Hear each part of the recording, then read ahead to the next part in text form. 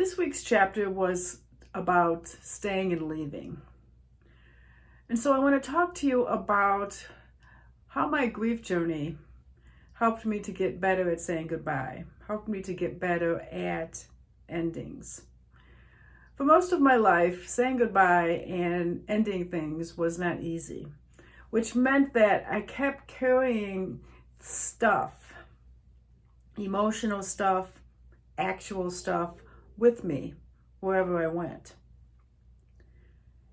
It meant that most of the places that I lived were full of clutter, were full of things that I hadn't looked at for a really, really, really long time. And when I had to say the ultimate goodbye to my daughter,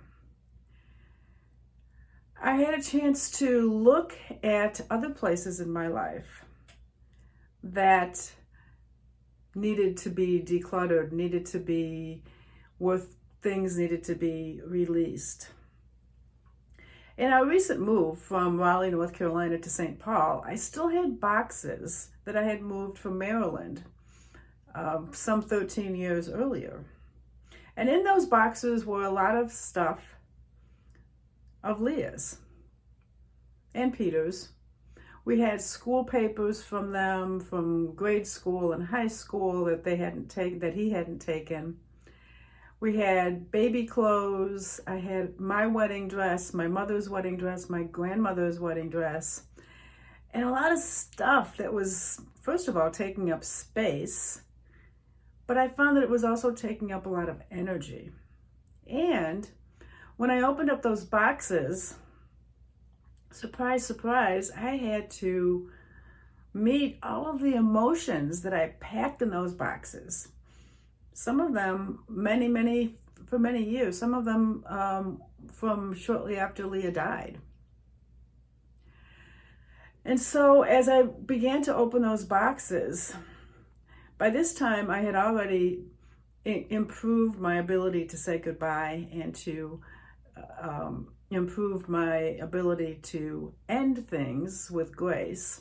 And I knew that I needed to honor what went before in order for me to end something without carrying it all with me. Because at this time I didn't want to carry anything with me that wasn't going to serve me in the life that I'm living today. That wasn't going to serve me as I stayed present to where life is calling me. So where is your grief journey calling you? What is your grief journey calling you to release? How is your relationship with endings changing? Are you holding on tighter? Or are you opening up your hands and releasing what no longer serves you so that you can receive what's coming your way? I'd love to hear how this is landing for you.